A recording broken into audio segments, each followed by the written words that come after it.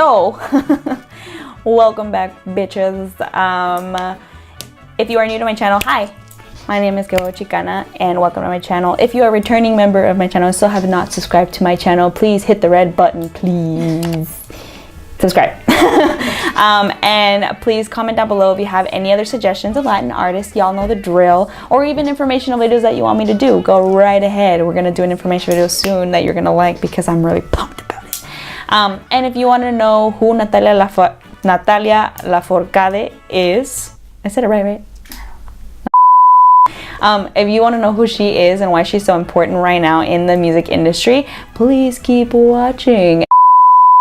Alright, so today we are going to be addressing the comment from one Thompson, who actually recommended for me to check out Natalia Lafourcade a long time ago. I'm sorry that I'm barely getting to it. I think it's a really good time to actually talk about her because she recently did a performance of Remember Me from Coco at the Oscars with who was the other artist? Miguel. What? No, that's his name? Miguel? Yeah. Oh, sweet. So I'm very excited. They did a kind of like a bilingual version, which actually made me cry. I literally cried when I was watching the performance. I was so proud.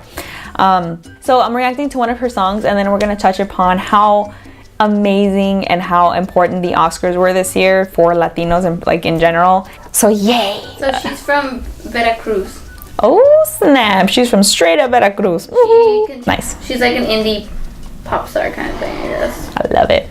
I know exactly what kind of artist she is. She was born in Mexico City, grew up in Coltepec. Let me see. I got it. She topped the charts in Mexico and prompted a Latin Grammy nominated at age 18 for the Best New Artist. Damn, girl. Damn. Lafourcade released the breakthrough album Hasta la Raíz, which received a Grammy and 5 Latin Grammys. That is a big deal for Latin artists because once you cross over from Latin Grammy to an actual Grammy, that's when you become a little bit more known in the US industry, and that's when people like labels and everything, managers start looking at you more. She obviously, you guys know, did a version with Miguel of Remember Me from the movie Coco, but I'm going to be reacting to another song. What's it called? Tú sí sabes quererme. I'm excited. I think a brief what I've actually, because I've actually like skimmed through a couple of interviews with her. What I love about her that I'm going to talk about also is her style. There's an ad though, so ew. Ew. Oh, I already love it.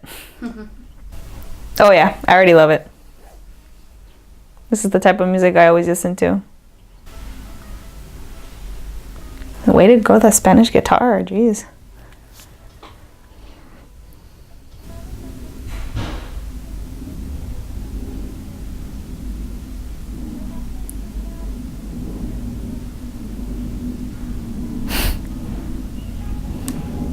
I love the like atmosphere in this music video.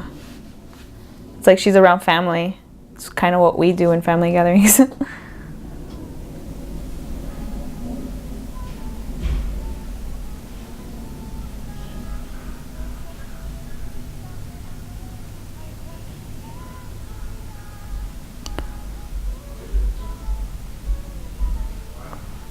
has like a little like cumbia vibe to it. Dun, dun, dun, dun, dun.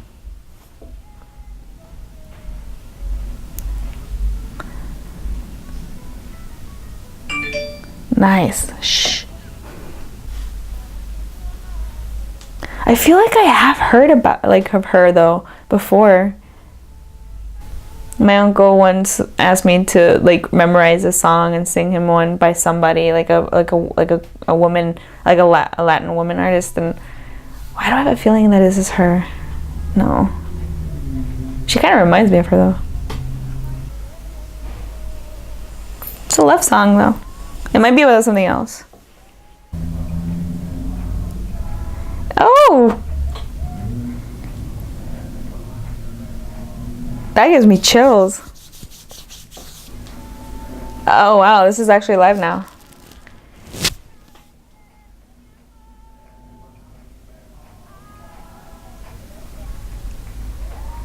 Yeah, that was cool.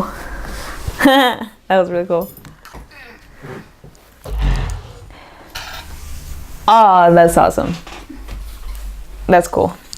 So clearly I've come across an artist that knows what's up because well, let's talk about like the most obvious thing that just happened, the Oscars.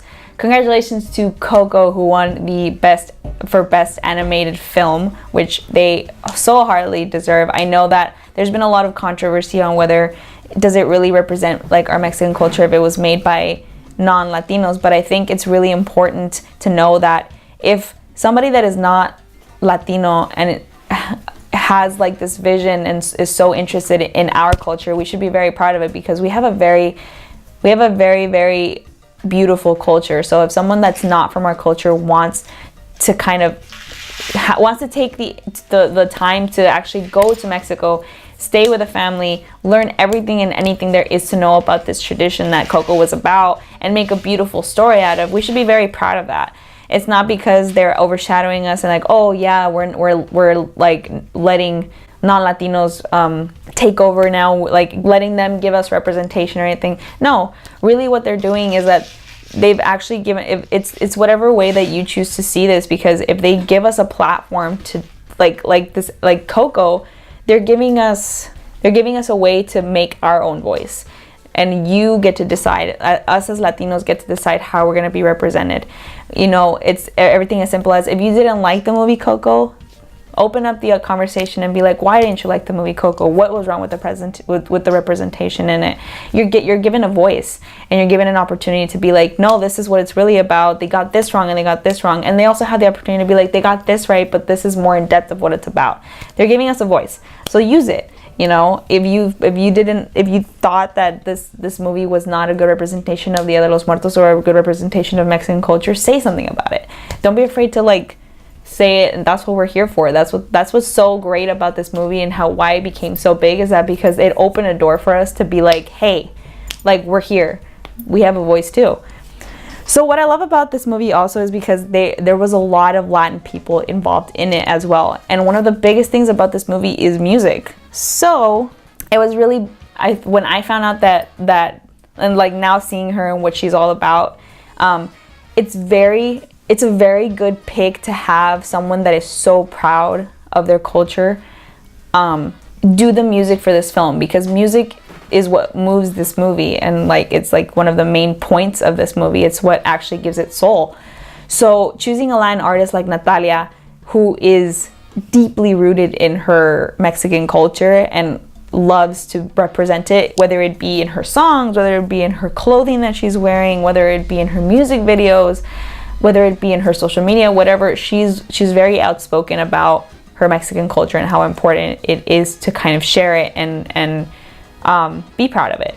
So seeing her and Miguel perform it bilingually at the Oscars, I think is what made it even more impacting for me personally, because there's a lot of conversation going on about representation in like Mexico and like if Coco got it right or anything. But I think, like, I don't want to sound like a little like, oh, the little spoiled person that's living in like the US. But I think growing up, one of the problems that I always had growing up here in the US and being a Chicana is that I always felt like, did you guys ever see the movie Selena? There's this whole conversation that a lot of people make fun of because like, oh yeah, it's so funny and whatever. But it's true. If someone isn't a Chicano and if someone has not grown up in the US being Mexican American, you probably don't understand the struggle we've had, in the sense that we never really felt like we belonged in one place. We never really felt like we belonged fully in one place, because if we go to Mexico, we're told that we're not from there because we're not born there and we can't speak the language right. But if we're here in the US, we've been told that we also don't belong here because we look different and we speak another language, or we have different cultures or anything. So it's been really hard for me personally growing up in this country and trying to find an identity. So I'm very excited when something so deeply rooted in Mexican culture and inspired by Mexican culture becomes bilingual, because I feel like in that sense I found a place, or I found a piece of art that I'm like, whoa, this represents me, like, cool. because Coco is centered and is based on, it is set in like a fictional pueblo in Mexico, but at the same time, going to a theater, sitting down, watching a film about a tradition I practice in English with accents that I grew up with, because my dad has a really thick accent and I love it. That shit was amazing. I was like, we've really come so far when it comes to like representation. So I think that her being at the Oscars, if you see what she was wearing like, she reminded me of like when I used to go to the park and they used to practice like flocorico. Like, she's wearing those beautiful like broided dresses. It was red with like flowers like in her hair, because a lot of like traditional like Day of the Dead kind of costumes have to deal with like the sugar skull, like face painting of the sugar skull, and then flowers in your hair like being up. So her like representing that and being from Mexico City or Veracruz or wherever she's from in Mexico, she represented us. And then Miguel singing in English, it was just like, wow. Like, I was seeing a performance in a bilingually about this. It's dealing with the same thing. It was the same song, the same stage at the Oscars. Like, Oscars. I've never in my goddamn lifetime did I ever see or hear us like Spanish being spoken on an Oscar stage, like during the Oscars, the fucking Oscars, like the Oscars of epidemic. Not even like talking about the fact that people that won best fucking picture was Guillermo del Toro, like second like Latino / Mexican person.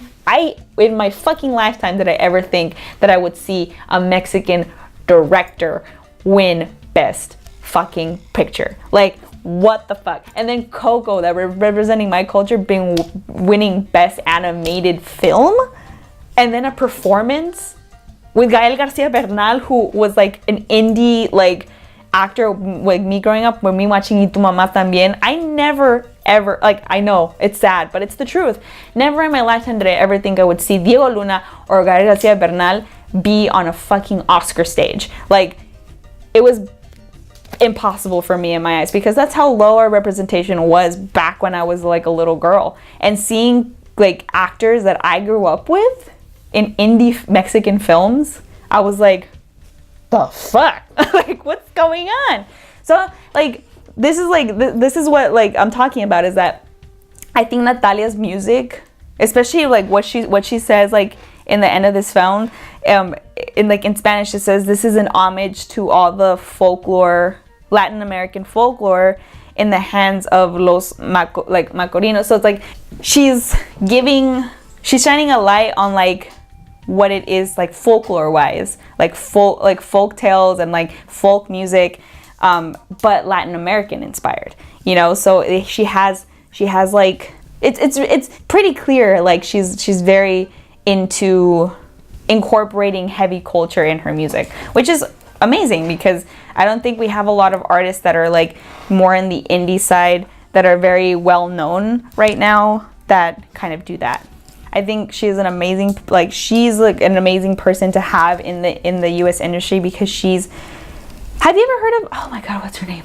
Natalia kind of reminds me of Lila Downs, because Lila Downs is she's been in the game for a long time, and a lot of her songs have to do with like, it kind of reminds me of like slant poetry, like the poetry that you hear in like they're spoken word. A lot of her songs that she writes have to do with like political issues. So she's not afraid to kind of like say like political issues. And like, I think Natalia's a toned down version of Lila Downs. You know, like people like Lila Downs, people like Natalia, like those are the type of women that we need in the US industry as representation, because they're very connected to like their Mexican culture. We can go as far as Natalia, who is intact with like folklore Mexican culture, like that is more kind of like homey, I guess you can say. Like, you know, like this music video was kind of like she was in her house surrounded by people like family and people that she loved and everything, just singing and like playing instruments. Lila Downs is a next step forward, is a representation of a woman that is deeply connected to indigenous roots, which is something that a lot of people do not talk about. Like, then again, I really don't expect like people in the US to be like, oh yeah, indigenous like culture in Mexico, because they're barely trying to figure out what present like Mexico and like Mexican culture is about. So going as far as indigenous culture is kind of like whoa, but we'll get there eventually. We'll get there. But like, you know, I think we need that kind of representation, because this is what I find important about it, is because these women are here to inspire the next generation of women. So I see myself in Lila Downs, and I see myself in like Natalia. That's important, because that means if I see myself in these women, that means that other girls that are younger than me or older than me finally see themselves in an artist that like is in the spotlight. So that's my kind of like thing about it. Do I like the song? Of course I fucking like the song. Like, it has so many instruments. It's so acoustic, which I love. I'm a sucker for acoustic fucking songs. Like, I love it. I just love, if it's just a guitar and it's a great rhythm and a great voice, I'm good. Like, having Natalia like do a song that's like acoustic sounding, perfect. And at the end of the music video, when it wasn't playback anymore and you can actually hear the people in the room and they're all singing together, harmonizing, and then she finally see her actual voice, perfect. It was perfect ending. So yeah, I'm gonna leave this link in the description box below, so please go and check out Natalia. She's amazing. Also, if you guys want to check out the Mexican American singer that I just mentioned, Lila Downs, she's also a very amazing artist, and you can check out what it's like, or what indigenous music sounds like, and indigenous dialogue and languages. Yeah. Anyway, so yeah, that's it for me. That's it for my reaction for Natalia. So I loved it. Yeah. And I will see you guys next time. Mexicana Americana out. Bye.